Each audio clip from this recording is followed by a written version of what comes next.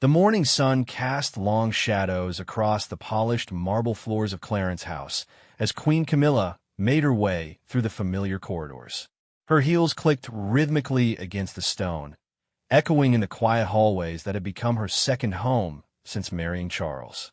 Today felt different somehow, charged with an energy she couldn't quite place her finger on. Camilla had always prided herself on maintaining dignity in the face of adversity. The years before her marriage to Charles had been filled with scrutiny, criticism, and public judgment. She had learned to develop a thick skin, to smile gracefully even when the press painted her as the villain in a fairy tale gone wrong. But this morning, something stirred within her that felt both familiar and foreign, a protective instinct that ran deeper than royal protocol. As she approached the east wing of the residence, she noticed unusual activity. Staff members moved with hurried purpose, their usual calm demeanor replaced with barely concealed tension. Whispered conversations stopped abruptly when they noticed her presence, and respectful nods were accompanied by worried glances exchanged between the household employees. "Your Majesty," Mrs. Henderson, the head housekeeper, approached with obvious concern etched across her weathered face. She had been with the royal household for over 3 decades and had seen her share of family dramas unfold within these walls. Princess Anne has arrived and is requesting immediate access to His Majesty's private study. Camilla paused, her hand resting on the ornate banister of the grand staircase. Charles's study was more than just an office. It was a sanctuary filled with personal correspondence, state documents, and private family matters that required the utmost discretion. More importantly, Charles was currently recovering from a particularly challenging week of public engagements that had left him exhausted and in need of complete rest. "Is the king expecting her?" Camilla asked, though she already suspected the answer. Mrs. Henderson shook her head slowly. "No, Your Majesty. His Majesty gave strict instructions that he was not to be disturbed this morning. He's been working late into the night on several pressing matters, and the physician recommended complete rest." The protective instinct that had been simmering within Camilla suddenly flared to life. She had watched Charles push himself beyond his limits time and, again, driven by an unwavering sense of duty to his country and his people.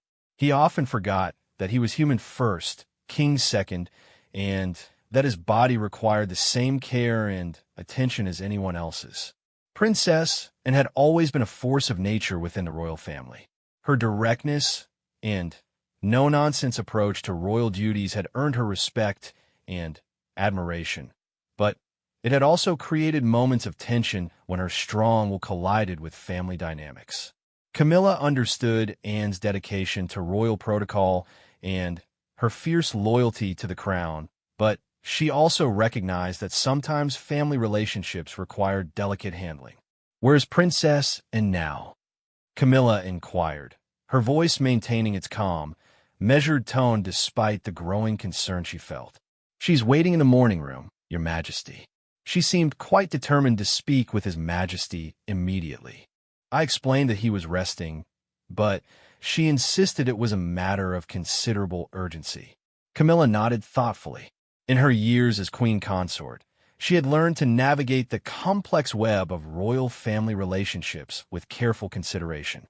Each member of the family brought their own perspectives, histories, and expectations to every interaction, and, in particular, had always been protective of her brother, but she also maintained strong opinions about how royal affairs should be conducted.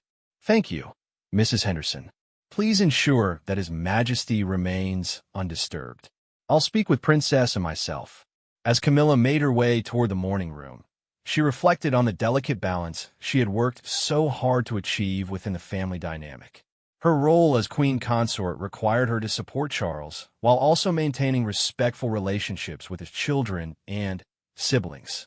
It was a position that demanded both strength and diplomacy, qualities she had developed through years of public scrutiny and personal growth. The morning room was one of the more intimate spaces in Clarence House, decorated with soft yellows and gentle florals that created an atmosphere of warmth and comfort. Sunlight streamed through tall windows, illuminating dust particles that danced in the air like tiny diamonds. Princess and stood near the windows, her posture straight and commanding, dressed in her characteristic practical attire that somehow managed to convey both authority and approachability. And Camilla greeted her sister-in-law with genuine warmth, despite the tension she sensed in the air. Princess turned from the window, her expression serious, but not unfriendly. "Camilla, I need to speak with Charles immediately. There's been a development regarding the Commonwealth tour planning that requires his urgent attention." Camilla studied Anne's face, recognizing the signs of barely controlled frustration, and had always been results-oriented, preferring action to discussion, solutions to delays.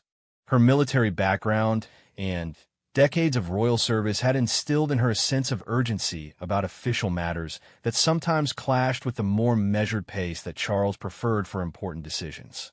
"I understand your concern, but Charles is resting on doctor's orders. He's been pushing himself quite hard lately, and I'm afraid I can't allow any interruptions this morning." The words hung in the air between them, creating a moment of silence that seemed to stretch far longer than it actually lasted. Camilla watched as Anne's expression shifted from surprise to something that might have been indignation. "Allow," and repeated, her voice carrying a note of disbelief. "Camilla, I don't think you understand the urgency of this situation. The Commonwealth representatives are expecting a response by this afternoon, and there are protocol considerations that simply cannot wait." Camilla felt her own resolve strengthening. She had spent years learning to stand her ground respectfully, but firmly, and she recognized that this moment required both qualities. "I do understand, Anne, but I also understand that Charles's health must come first. Whatever decision needs to be made can wait until he's properly rested." Princess Anne's jaw tightened almost imperceptibly. She had built her entire adult life around the principle that duty came before personal comfort, that royal obligations took precedence over individual needs.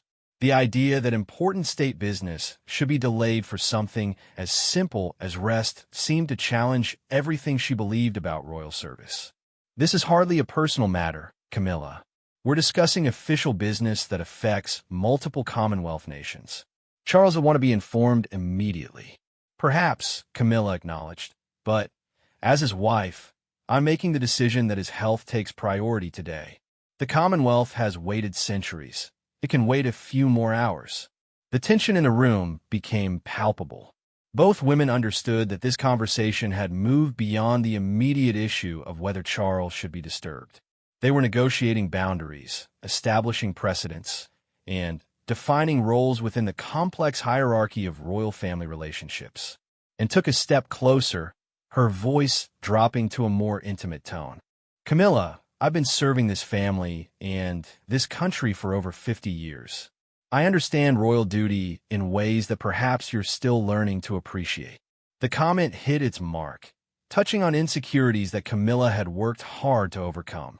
Her path to the throne had been unconventional, marked by public criticism and questions about her suitability for royal life.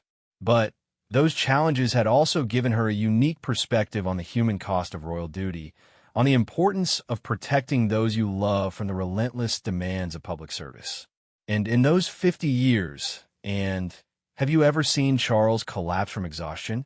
Have you watched him struggle to maintain his composure during public engagements because he's running on empty? Because I have, and I won't allow it to happen again if I can prevent it. Camilla's voice carried a passion that surprised both women. The protective instinct she felt for Charles wasn't just about love or marriage.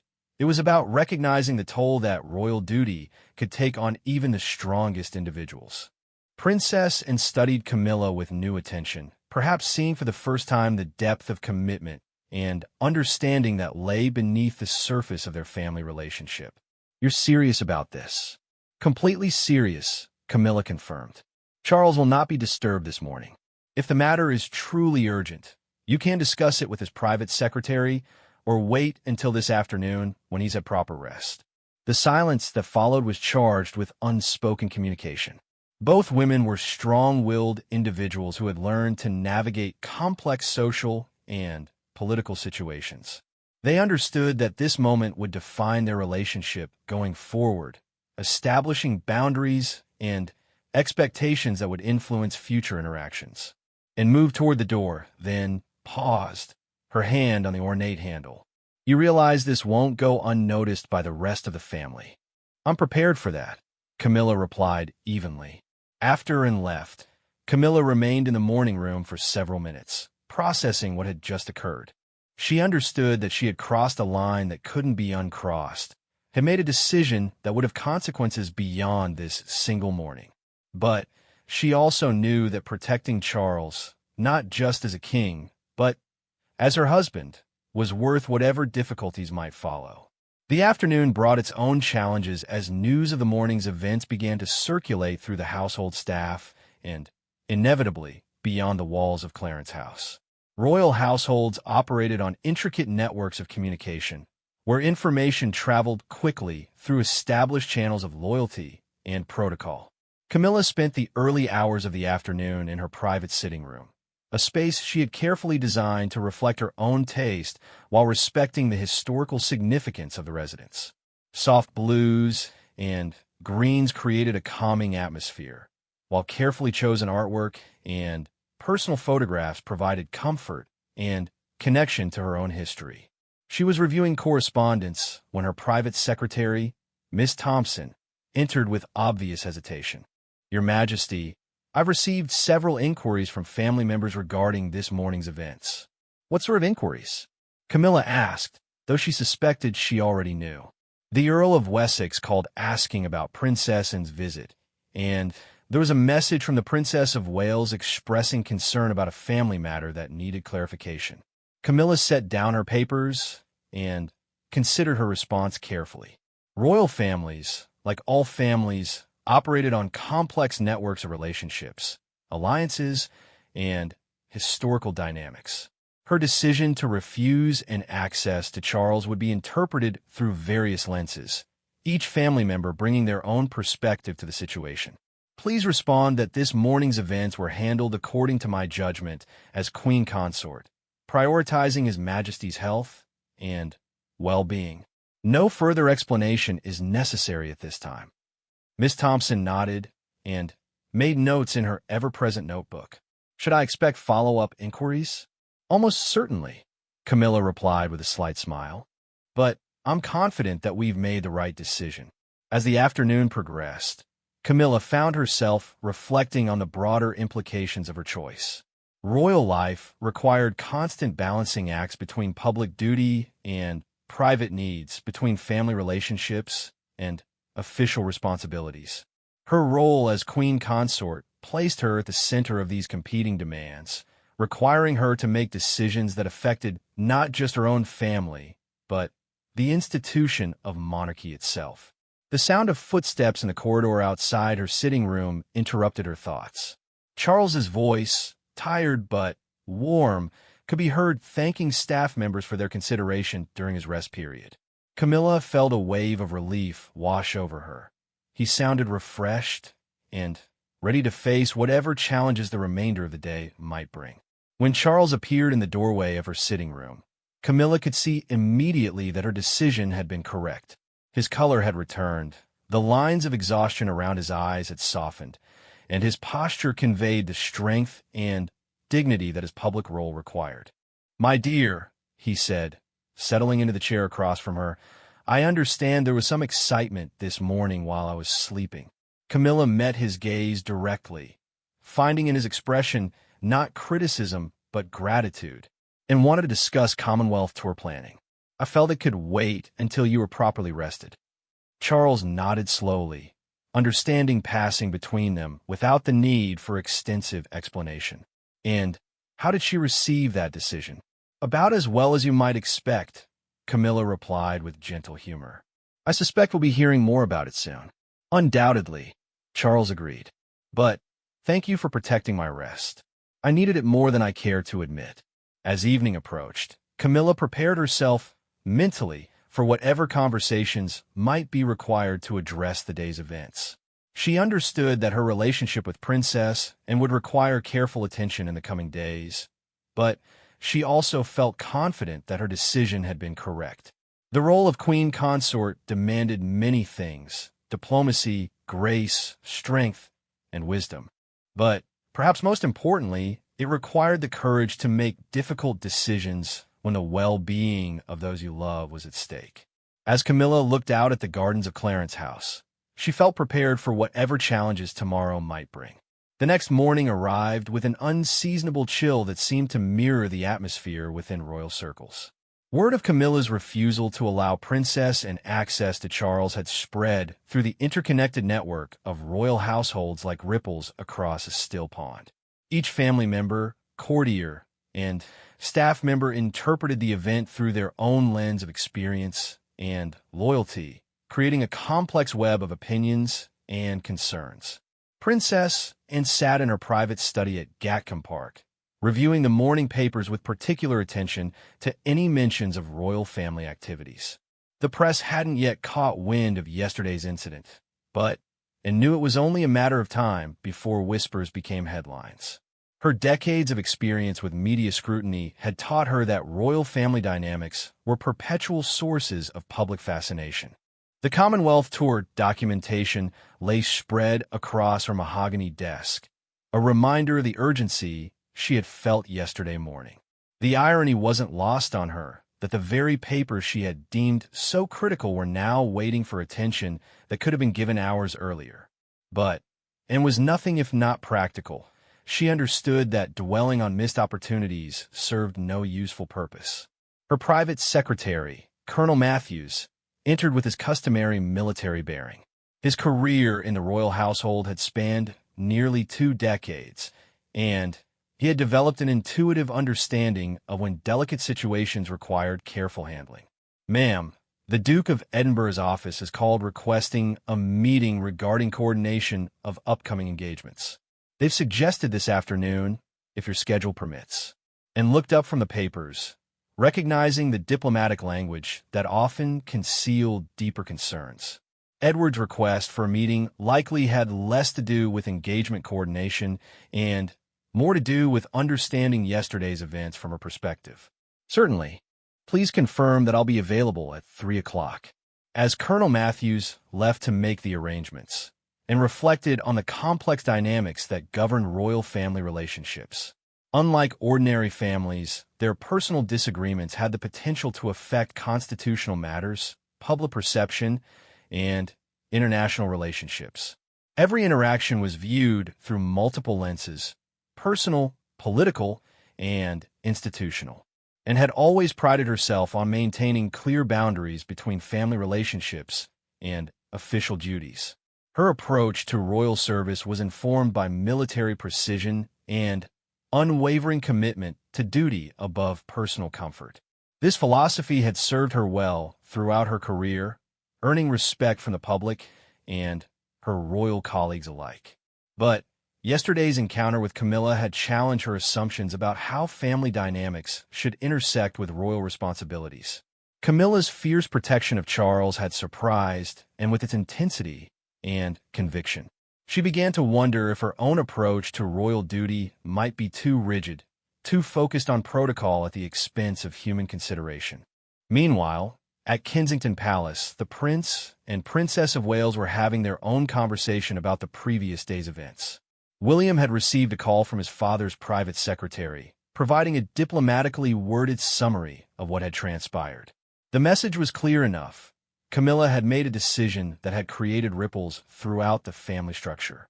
Catherine sat in their private sitting room, a space that reflected their efforts to create a normal family environment within the constraints of royal life. The morning light filtered through sheer curtains, creating patterns on the comfortable furniture they had chosen for their personal relaxation. "What do you think really happened?" Catherine asked, setting down her cup of tea and giving William her full attention. William considered the question carefully. His relationship with Camilla had evolved significantly over the years, from initial wariness to genuine respect and affection. He understood the challenges she faced as queen consort, stepping into a role that required her to balance multiple competing interests while maintaining dignity under constant scrutiny. "I think Camilla was protecting Papa in the way she thought best," William replied thoughtfully, "and can be quite forceful when she believes something is urgent, and perhaps Camilla felt that Papa needed protection from that intensity." Catherine nodded, understanding the complexities involved. Her own experience joining the royal family had taught her about the delicate balance required to maintain relationships while fulfilling royal obligations. "Should we be concerned about family unity?" "Probably," William admitted with a slight smile.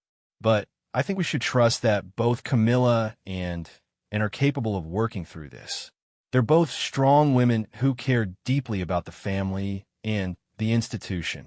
The conversation was interrupted by the arrival of their children, who burst into the room with the energy and enthusiasm that characterized their approach to most activities.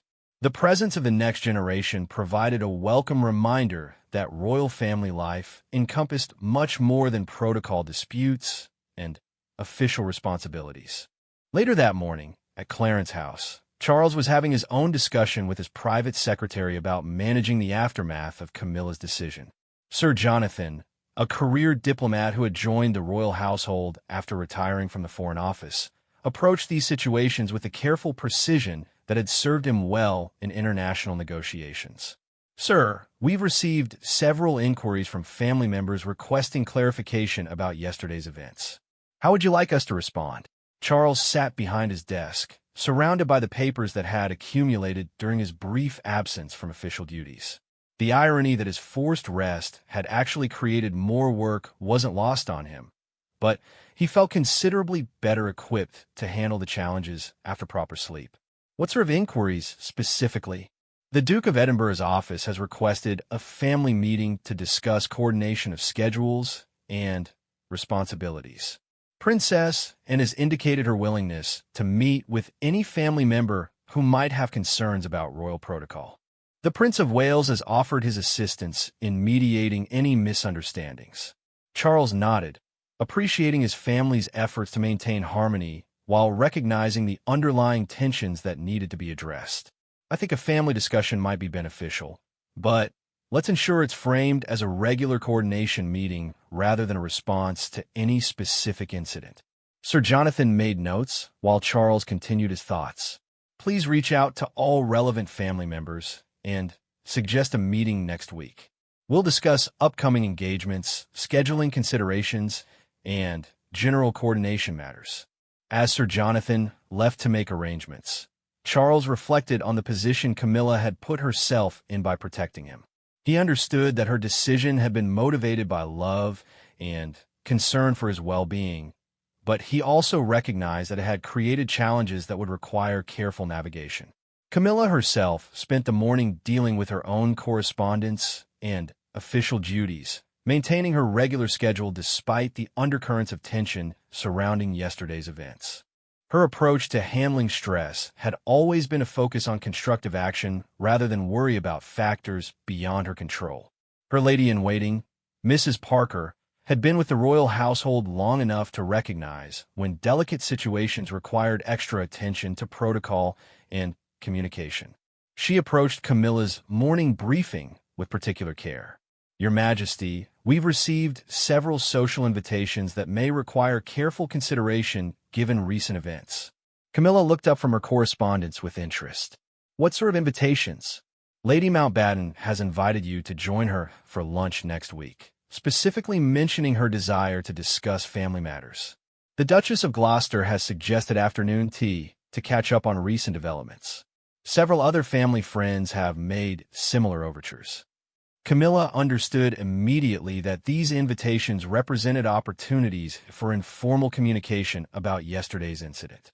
The network of relationships surrounding the royal family included many individuals who served as unofficial intermediaries during times of family tension. Accept Lady Mountbatten's invitation, Camilla decided. She's always been direct in her communication, and I respect her perspective on family dynamics. Mrs. Parker made the necessary notes. "Should I decline the other invitations?" "For now, yes. One conversation will be sufficient to gauge how these events are being interpreted beyond the immediate family. As the day progressed, each member of the royal family continued their regular duties while processing the implications of Camilla's decision. The machinery of royal life continued to function. Engagements were fulfilled, correspondence was answered, and official responsibilities were met. But beneath the surface, relationships were being recalibrated and boundaries were being redefined. Princess Anne's meeting with Edward that afternoon took place in the comfortable surroundings of Bagshot Park. Edward had always been the most diplomatic member of the royal family, skilled at finding common ground between competing perspectives. His years in business before returning to full-time royal duties had given him a practical understanding of how personal relationships affected professional effectiveness. And Edward began as they settled in his private study. I wanted to understand your perspective on yesterday's events before forming any conclusions, and appreciated his direct approach.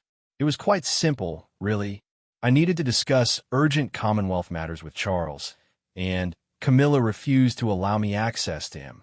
The timing was inconvenient for important official business. Edward listened carefully, recognizing the frustration in Anne's voice while also considering the broader implications of the situation. Did you consider that Charles might genuinely have needed rest? Of course, Anne replied. But we've all learned to function on limited rest when royal duties require it. I've completed engagements while feeling far from optimal, and Charles has done the same countless times. True, Edward acknowledged. But perhaps that's exactly why Camilla felt the need to protect him from additional demands. Sometimes an outside perspective can recognize what we miss ourselves, and considered this viewpoint, recognizing the validity of Edward's observation. Her own experience with royal duty had taught her to push through fatigue and discomfort, but she began to wonder if this approach might not always be the wisest choice. I suppose my concern is about precedent, and continued. If family members begin making decisions about access to the king based on personal judgments rather than official protocol, where does that lead us? Edward understood the constitutional implications and was raising. The monarchy functioned on established protocols and clear chains of authority. Personal decisions that affected official business could create complications that extended far beyond family relationships. That's a fair concern, Edward agreed. But I also think we need to consider that Camilla's role as queen consort gives her certain responsibilities for Charles's well-being. Finding the right balance between those responsibilities and official protocol isn't always straightforward. Their conversation continued for over an hour, covering various aspects of royal duty, family relationships, and the challenges of maintaining both personal and institutional integrity. Both siblings left the meeting with a better understanding of the complexities involved and a renewed commitment to working together constructively. That evening, at Clarence House, Charles and Camilla had their own private discussion about the day's developments. They sat in their personal sitting room, a space that had become their refuge from the constant demands of public life. I've heard from several family members today, Charles began gently. Everyone seems to be processing yesterday's events in their own way. Camilla nodded, having expected this development. I hope you don't regret my decision to protect your rest. Not at all, Charles assured her. I feel considerably better today because of your intervention. But I am concerned about any long-term effects on family relationships. So am I, Camilla admitted. But I believe that protecting your health and well-being is worth some temporary family tension. We can work through relationship issues, but we can't undo damage from exhaustion and overwork. Charles reached for her hand, appreciating both her concern for his welfare and her willingness to accept responsibility for a difficult decision. I've suggested a family meeting next week to discuss coordination and scheduling matters. It will give everyone an opportunity to express their concerns in a constructive environment. That sounds wise, Camilla agreed. I'm prepared to explain my reasoning to anyone who wants to understand it. As they continued their conversation, both Charles and Camilla recognized that yesterday's incident had revealed important truths about family dynamics, royal protocol, and the challenges of balancing personal and official responsibilities. The coming days would test their ability to maintain family unity while establishing healthy boundaries around Charles's well-being. The evening concluded with both of them feeling confident in their decision while remaining mindful of the work required to maintain family harmony.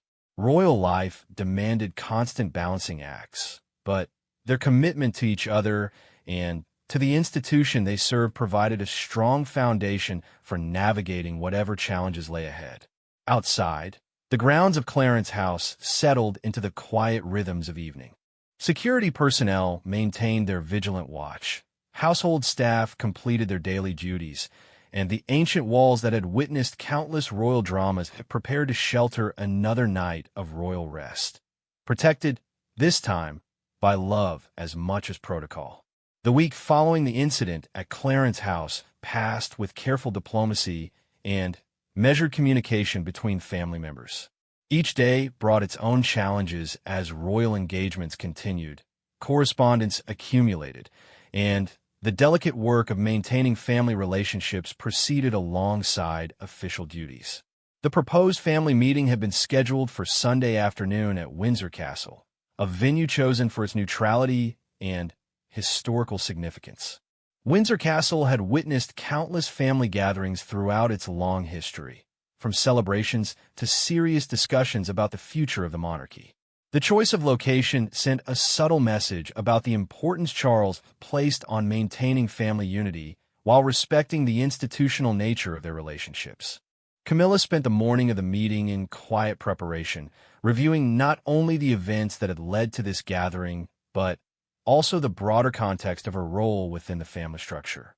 Her private sitting room at Windsor provided a peaceful environment for reflection, with its views of the ancient grounds and comfortable furnishings that made the castle feel more like home than fortress.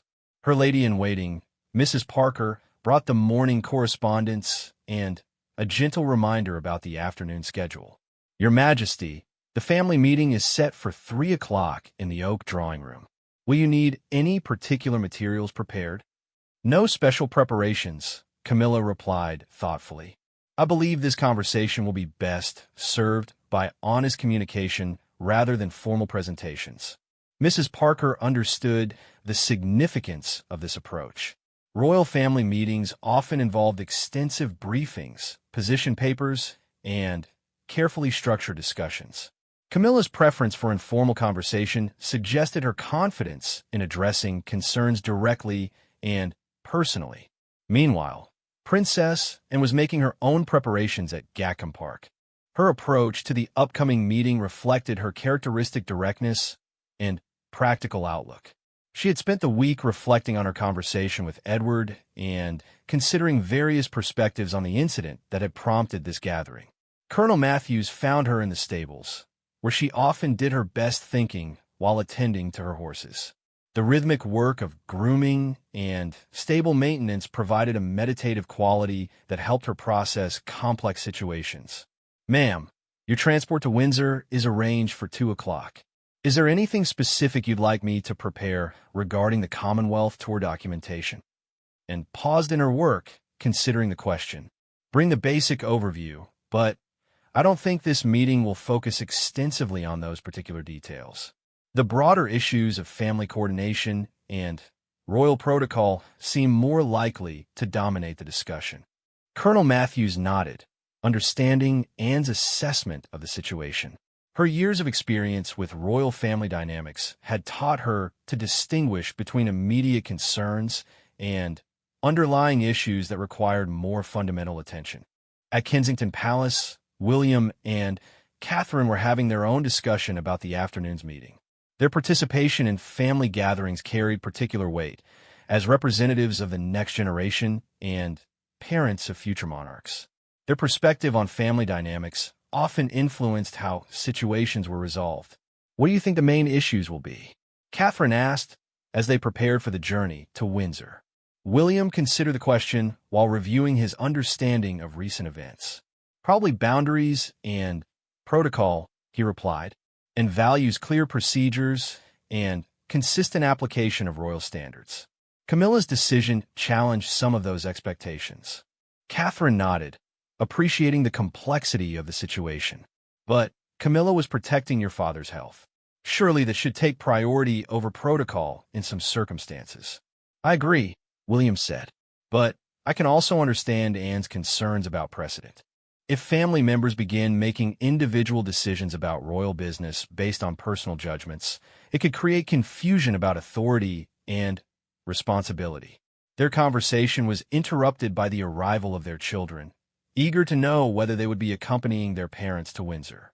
The innocent curiosity of the next generation provided a reminder that royal family relationships extended far beyond immediate concerns and affected future generations. At Windsor Castle, Charles spent the morning reviewing his approach to the afternoon's discussion. His private study overlooked the gardens where he had spent countless hours throughout his life, from childhood through his current role as king. The continuity of place provided perspective on the temporary nature of current challenges. Sir Jonathan brought the final preparations for the meeting, including a summary of family members who would be attending and a general suggestion about structure and timing. Sir, all invited family members have confirmed their attendance. The Duke and Duchess of Cambridge will arrive shortly before 3. Princess and is expected at 2:30, and the Earl of Wessex will be traveling from Bagshot Park. Charles nodded, appreciating the careful coordination required for royal family gatherings. And the Queen Consort, Her Majesty will join you directly from her apartments here at the castle. As the afternoon approached, each family member made their way to Windsor Castle with their own expectations and concerns about the discussion ahead. The grounds of Windsor provided a familiar and comfortable setting, but everyone understood that the conversation would require careful navigation of personal relationships and institutional responsibilities. The oak drawing room had been prepared with comfortable seating arranged in an informal circle rather than formal conference style. This arrangement reflected Charles's desire for open communication rather than hierarchical discussion. Fresh flowers from the castle gardens provided natural beauty, while afternoon light streamed through tall windows. Princess Anne arrived first, as was her custom for official meetings. She appreciated punctuality and used the early arrival time to familiarize herself with the room arrangement and settle into her preferred seating position. Her practical attire and composed demeanor reflected her approach to serious family discussions. Edward arrived shortly after and, bringing his characteristic diplomatic presence to the gathering. His experience mediating between family perspectives had taught him the value of careful listening and measured responses. He chose a seat that would allow him to observe all participants while remaining approachable for conversation. William and Catherine arrived precisely on time, their presence adding a dimension of future continuity to the discussion. Catherine's experience joining the royal family provided her with insights into the challenges of balancing personal relationships with institutional requirements. William's position as heir apparent meant that his perspective on family dynamics carried particular weight.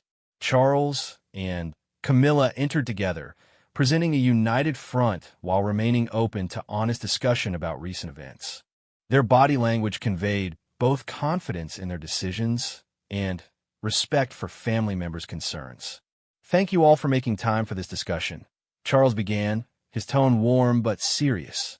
"I thought it would be beneficial to address recent events openly and ensure we're all working together effectively." And spoke first, her directness characteristic of her approach to family matters. "Charles, I want to understand the boundaries around access to you for official business. The Commonwealth tour documentation required your attention, and I was surprised when that access was denied." Camilla responded before Charles could speak, taking responsibility for her decision. "And I made that choice because Charles needed uninterrupted rest. He had been pushing himself beyond reasonable limits, and I felt that his health had to take priority over any single piece of business." William added his perspective. "I can understand both viewpoints. Anne's right that royal business has certain urgency requirements, but Camilla's protection of Papa's well-being seems equally important. Catherine contributed thoughtfully. Perhaps the issue isn't who is right or wrong, but how we can establish clear communication about when health concerns should override normal protocol. Edward offered a diplomatic perspective. Could we develop guidelines that balance the need for royal accessibility with protection of personal well-being? Something that provides clarity for everyone. The conversation continued for over an hour, with each family member contributing their perspective while listening carefully to others' viewpoints. And acknowledged that her focus on duty sometimes overlooked human factors that Camilla was right to consider. Camilla expressed understanding of Anne's frustration with delays in official business. Charles listened to the discussion with growing appreciation for his family's commitment to working together despite their different approaches to royal service. The conversation revealed not conflict, but rather different priorities that could be reconciled through better communication and understanding. I think we're all agreed on the fundamental principles, Charles observed. We want to serve the country effectively while maintaining healthy personal relationships. The challenge is balancing those goals when they seem to conflict. And nodded thoughtfully. I can accept that my approach to royal duty might be too rigid sometimes. Camilla's concern for your well-being is valid, and I should have considered that factor more carefully. Camilla responded with equal grace, and I understand your frustration with delays in important business. Perhaps we can establish better communication about when rest is truly necessary versus when official duties should take precedence. The family agreed to establish clearer protocols for managing Charles's schedule during periods of particular demand, while also ensuring that urgent official business received appropriate attention. They also committed to more regular family meetings to address coordination issues before they became sources of tension. As the meeting concluded, each family member felt heard and valued. Anne's concerns about protocol had been acknowledged, while Camilla's protective instincts had been respected. William and Catherine's perspectives on family unity had been incorporated, while Edward's diplomatic approach had helped facilitate productive discussion. The evening concluded with informal conversation over tea, allowing family relationships to heal and strengthen after the structured discussion. The ancient walls of Windsor Castle had witnessed another successful navigation of family dynamics, proving once again that royal families, like all families, could work through disagreements with love, respect, and commitment to shared values. As family members prepared to depart, each felt confident that recent events had ultimately strengthened rather than weakened family bonds. The challenges of royal life required constant adaptation and communication, but their shared commitment to service and family provided a strong foundation for facing whatever difficulties lay ahead. The drive back to their respective homes gave each family member time to reflect on the afternoon's discussion and their renewed commitment to working together effectively. Royal duty would continue to demand difficult balancing acts, but they now had better tools and clearer communication for managing those challenges. Camilla and Charles remained at Windsor that evening, walking through gardens that had provided comfort and perspective for generations of royals. Their conversation focused on gratitude for family support and renewed confidence in their ability to serve effectively while protecting their personal well-being. The week's events had tested family relationships and institutional protocols, but ultimately demonstrated the strength that came from honest communication and mutual respect. The monarchy would continue to evolve and adapt, guided by individuals who understood both the weight of history and the needs of contemporary service. 6 months after the family meeting at Windsor Castle, the protocols established during that discussion had been put into practice with remarkable success.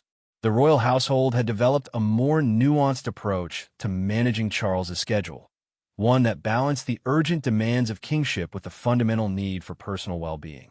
This evolution in royal practice had created a healthier working environment while maintaining the high standards of service that the public expected.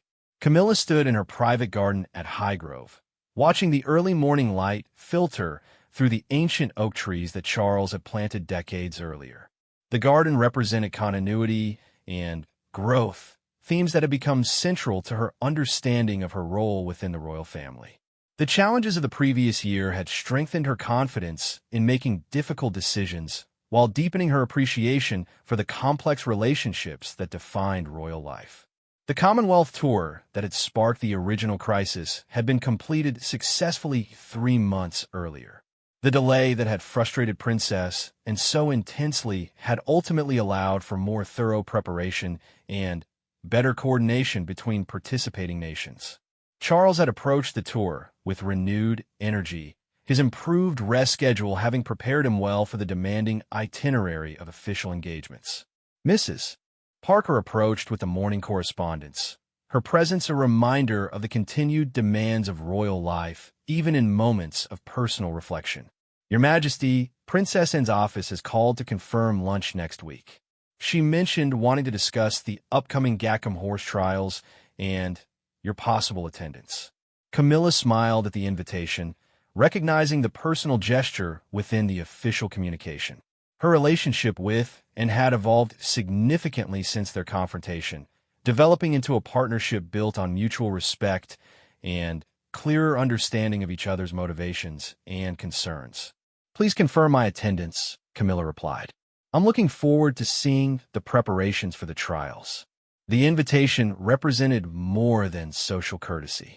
Anne's horse trials had become a family tradition, bringing together multiple generations in an atmosphere that emphasized personal relationships over official protocol. Camilla's participation demonstrated her integration into family traditions that predated her marriage to Charles. Meanwhile, at Gackham Park, Princess Anne was reviewing the final preparations for the horse trials while reflecting on the changes that had occurred in family dynamics over the past months. Her conversation with Camilla about the event had been natural and warm, a significant contrast to the tension that had characterized their interaction a year earlier. Colonel Matthews found her in the estate office, surrounded by organizational charts and scheduling documents that reflected the complexity of hosting a major equestrian event. Ma'am, the final entries have been received and security arrangements are complete. The royal family attendance list includes the King and Queen Consort, the Prince and Princess of Wales with their children, and the Earl of Wessex, and nodded with satisfaction, appreciating the strong family participation in an event that held personal significance for her. Excellent. Please ensure that accommodations reflect the informal nature of the weekend. Family time should take precedence over official protocol. This instruction reflected Anne's own evolution in thinking about the balance between duty and personal relationships.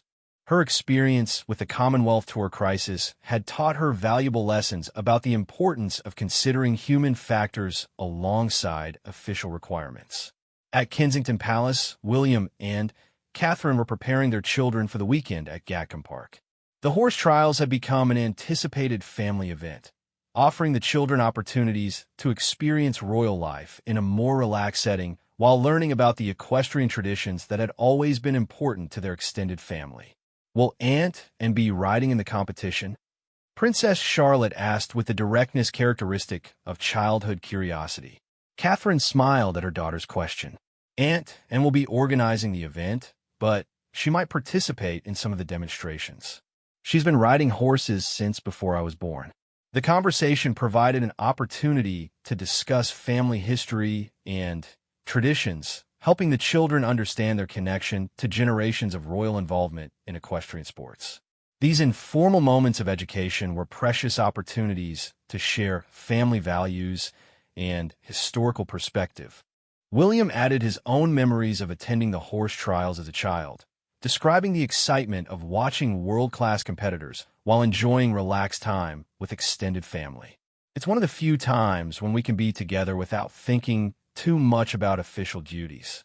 At Clarence House, Charles was reviewing his schedule with Sir Jonathan, ensuring that the weekend at Gackham Park would provide the kind of family time that had become increasingly important to him.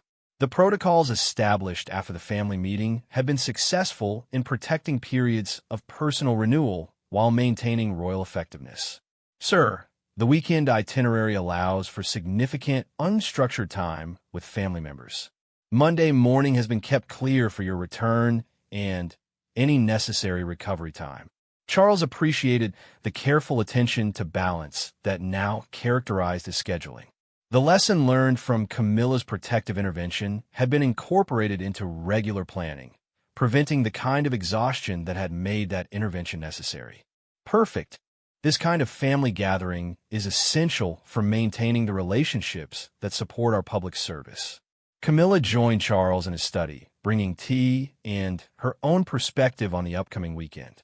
Their relationship had deepened through the challenges of the previous year, with both partners developing greater appreciation for each other's strengths and insights. And called personally to invite us, Camilla mentioned. She sounded genuinely enthusiastic about having the whole family together. Charles smiled, recognizing the significance of Anne's personal involvement in extending the invitation.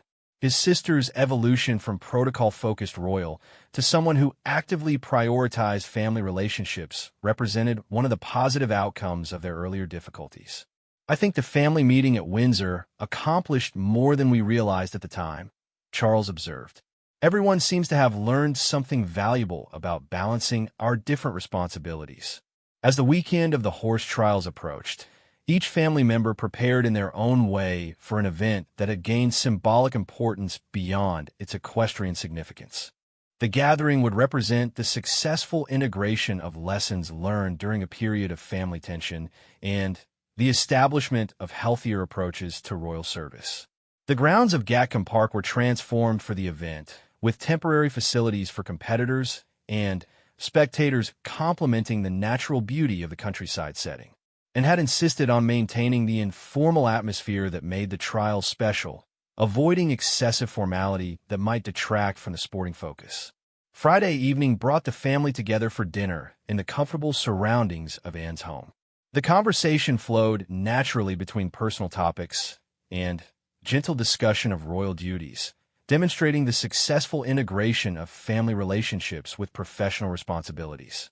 Camilla found herself seated next to, and their conversation covering everything from horse breeding to upcoming royal engagements. The ease of their interaction represented a remarkable transformation from the tension that had characterized their relationship during the Commonwealth Tour crisis. "I've been thinking about our conversation last year," Anne said during a quiet moment. "You were right to protect Charles's rest, even though I didn't appreciate it at the time." Camilla responded with characteristic grace, "And you were right to be concerned about timely attention to important business. I think we've both learned to communicate better about these competing priorities." Charles observed the conversation between his wife and sister with deep satisfaction, recognizing the genuine friendship that had developed from their earlier conflict. The ability to work through disagreements and emerge with stronger relationships had always been a hallmark of successful families, royal or otherwise. William and Catherine spent the evening helping their children understand the significance of family traditions while enjoying the relaxed atmosphere that Anne had created. The horse trials provided an opportunity for the next generation to connect with extended family in settings that emphasize personal relationships over official protocol. Saturday's competition brought together world-class equestrian athletes with royal family members who shared a passion for horses and countryside traditions. Anne's expertise and enthusiasm were evident as she moved between her roles as organizer, participant, and family member. Camilla surprised everyone, including herself, by accepting Anne's invitation to present prizes to winning competitors. Her participation in this role represented her growing comfort with all aspects of royal life, including those that connected her with traditions predating her marriage. The weekend concluded with Sunday brunch, a relaxed meal that allowed family members to reflect on the success of the event while planning future gatherings.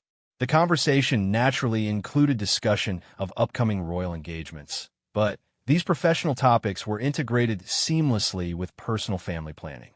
And raised her glass in a toast that captured the spirit of the weekend, to family traditions that strengthen us for public service, and to the wisdom that comes from working through difficulties together.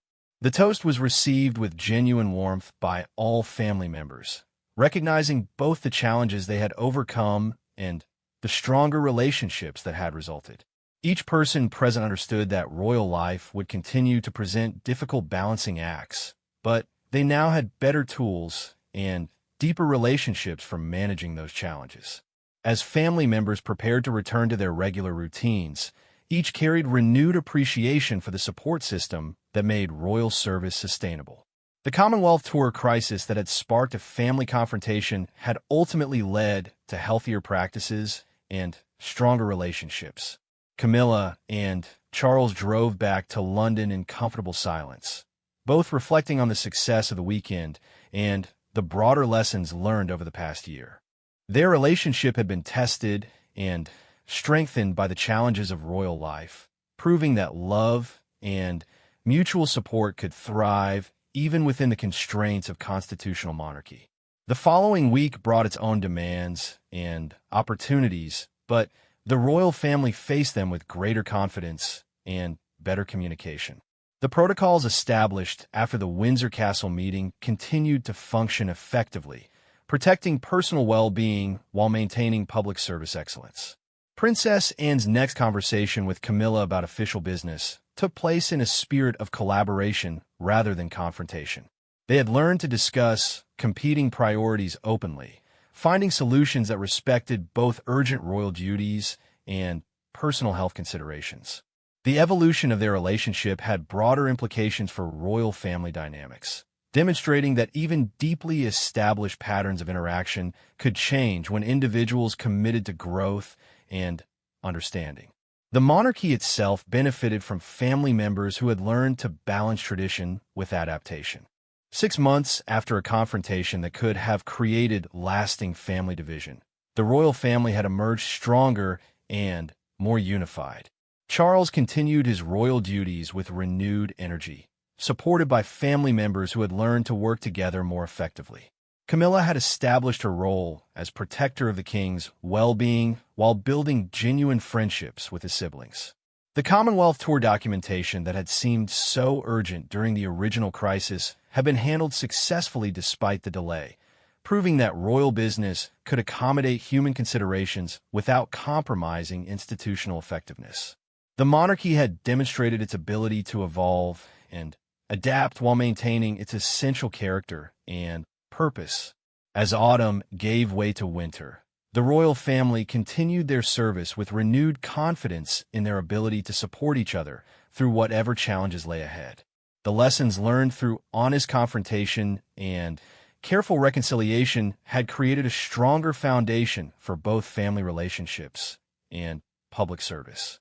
The story that had begun with a refusal and a confrontation had evolved into an example of how families could grow stronger through working together, proving that even within the unique constraints of royal life, love and understanding could triumph over protocol and precedent.